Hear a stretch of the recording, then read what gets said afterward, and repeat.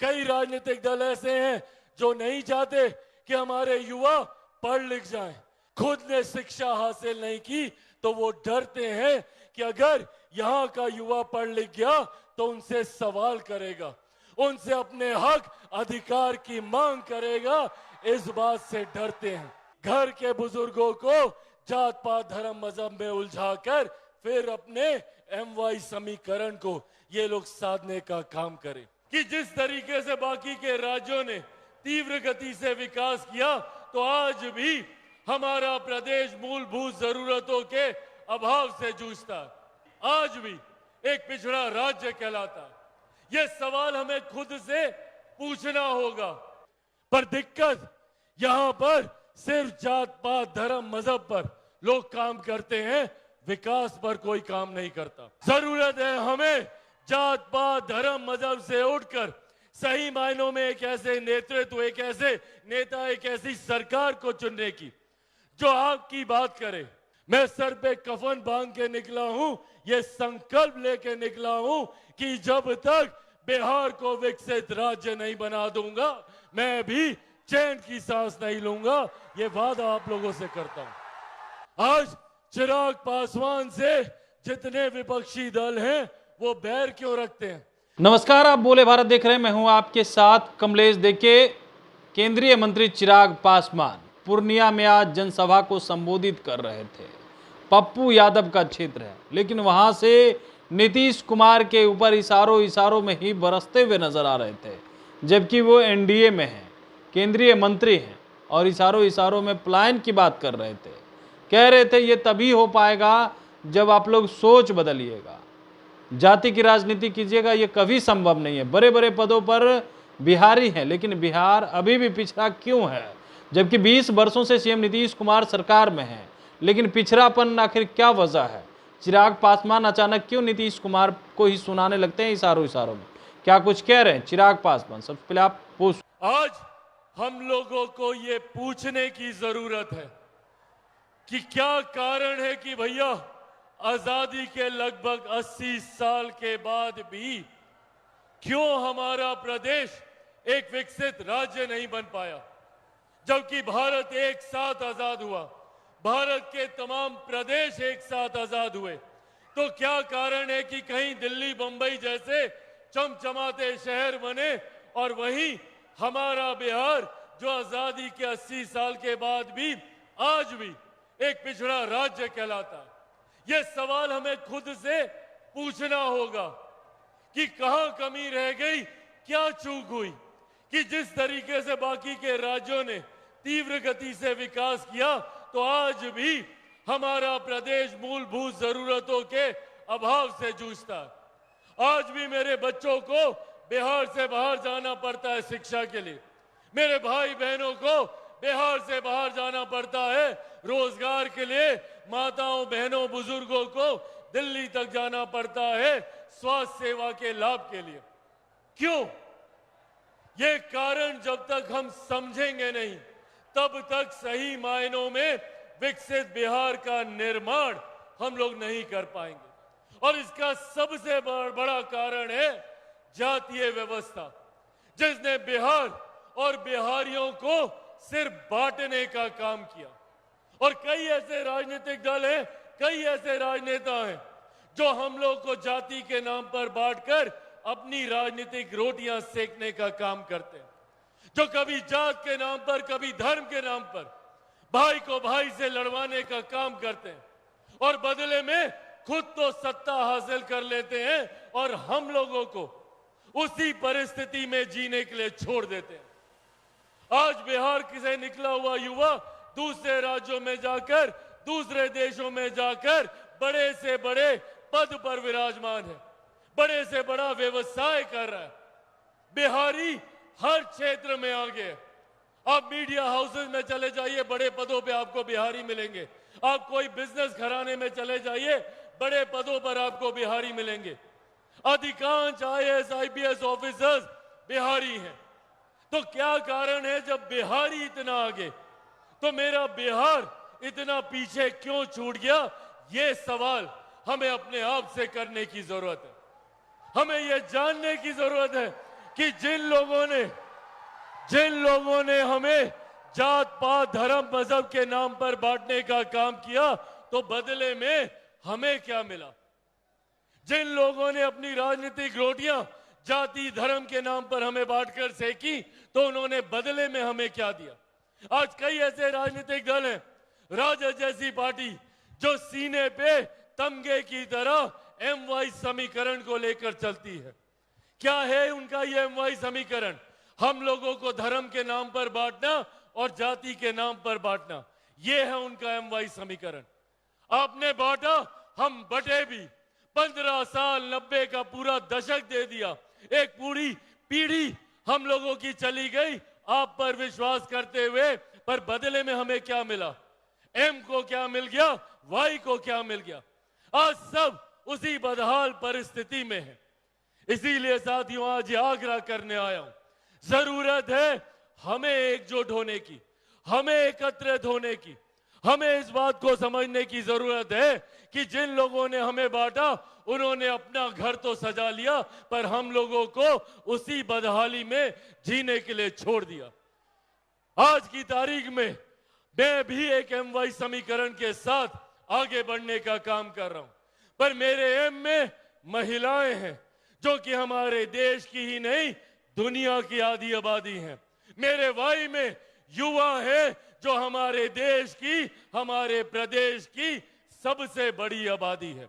और मैं आग्रह करूंगा अपने तमाम युवा साथियों से कि पहचानिए अपनी ताकत को, पहचानिए अपनी ताकत को। 65% युवा बिहार में ऐसा है जिसकी आयु 35 वर्ष से कम है। अगर हम युवा एकजुट हो जाएं, एकत्रित हो जाएं, तो बिहार को विकसित राज्य बनाने से कोई नहीं रोक सकता। जरूरत है हमें एकजुट होने की, जरूरत है हमें जात पात धर्म मजहब से उठकर सही मायनों में एक ऐसे नेतृत्व, एक ऐसे नेता, एक ऐसी सरकार को चुनने की जो आपकी बात करे, जो जब चुन कर जाए तो बिहार की विधानसभा में खड़े होकर आपकी समस्याओं का जिक्र करे। अनंत संभावनाएं हैं हमारे प्रदेश में, अनंत संभावनाएं हैं। हमारा प्रदेश अगर हम सब मिलकर एकजुट होकर अगर हम लोग कार्य करें तो हमारे देश का सबसे विकसित राज्य हमारा प्रदेश बन सकता है। इतनी क्षमता है हमारे राज्य में। पर दिक्कत यहां पर सिर्फ जात पात धर्म मजहब पर लोग काम करते हैं, विकास पर कोई काम नहीं करता।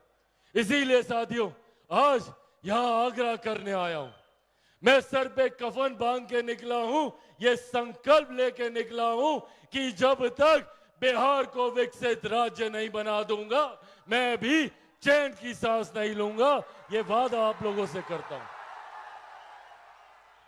और इसके लिए राह में कितनी तकलीफें क्यों ना आए, मैं सब झेलने को तैयार हूं। आज चिराग पासवान से जितने विपक्षी दल हैं वो बैर क्यों रखते हैं? क्यों चिराग पासवान को समाप्त करना चाहते हैं? क्यों चिराग पासवान की राजनीतिक हत्या करना चाहते हैं? सिर्फ इसीलिए कि मैं बिहार की बात करता हूं, बिहारियों की बात करता हूं। मैं किसी जाति की नहीं, किसी धर्म की नहीं, 14 करोड़ बिहारियों की बात करता हूं।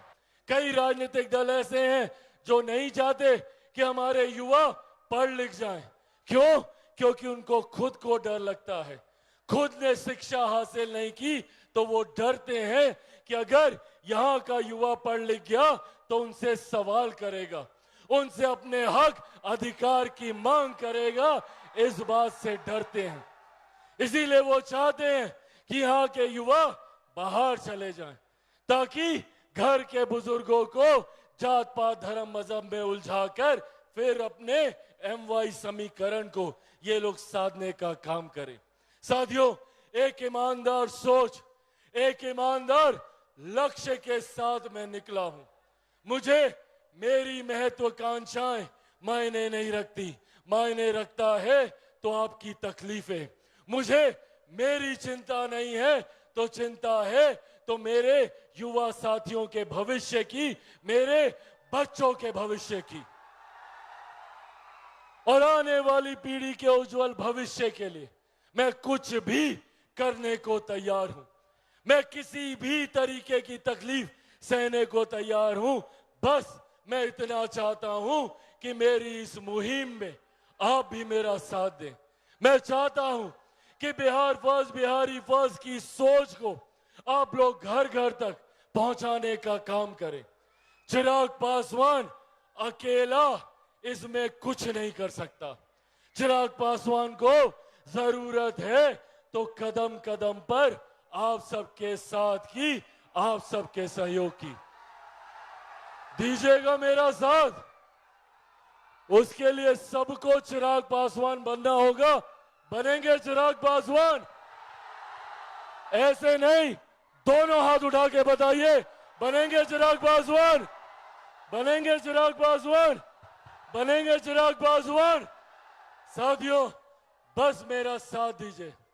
एक ईमानदार सोच के साथ एक विकसित बिहार बनाने के लक्ष्य के साथ निकला हूं। अब चुनाव दूर नहीं है। ऐसे में आप सबको एकजुट होकर, एकत्रित होकर, जात पात धर्म मजहब से उठकर, अगर हिंदुस्तान में कोई एक फर्क है, कोई एक भेद है, तो वो बस इतना कि एक अमीर जो अमीर होता जा रहा है, दूसरा गरीब जो गरीब होता जा रहा है। जब तक इस अमीरी गरीबी की खाई को हम लोग भरने का काम नहीं करेंगे, तब तक हम लोग विकसित बिहार का निर्माण नहीं कर पाएंगे। और यकीन मानिए, इस गरीबी जाति में हर जात पात धर्म मजहब के लोग हैं। जरूरत है हमें सबको एक साथ लेकर, सबको एकजुट कर कर आगे बढ़ने की। साथियों, मेरी इस लड़ाई में मैं निरंतरता में बिना डरे, बिना झुके, बिना घबराए आगे बढ़ने का काम कर रहा हूं। बस इसमें आप सबका मजबूत साथ मुझे, मेरे पार्टी के तमाम नेता कार्यकर्ताओं का हौसला बढ़ाने का काम करेंगे। आज मुझे खुशी है इस बात की कि आज मेरे पार्टी के नेता कार्यकर्ताओं की वजह से बिहार फर्स्ट, बिहारी फर्स्ट की सोच बिहार के हर एक गांव, हर एक घर तक पहुंचने का काम कर रही है। अब इस सोच को धरातल पर उतारने की जिम्मेदारी आप सबकी है, खास तौर पे मेरे तमाम युवा साथियों की है। दीजिएगा ना मेरा साथ? साथियों, बस आप मेरा साथ दीजिए। बदले में विकसित बिहार मैं आपको बना कर दूंगा, ये वादा आप सबसे करके जाता हूं। तो आपने सुना पूर्णिया में कैसे गरजते हुए नजर आ रहे हैं पप्पू यादव के क्षेत्र में, लेकिन गरज भी रहे हैं तो नीतीश कुमार पर गरज रहे हैं। एनडीए पर ही सवाल उठा दिए हैं। 20 वर्षों से बिहार में एनडीए की सरकार है, लेकिन एनडीए की सरकार अब तक पलायन क्यों नहीं रोक पाई? यहाँ पे रोजगार क्यों नहीं मिला? पढ़ाई क्यों नहीं होती है? यहाँ पर कई सवाल खड़े कर दिए हैं।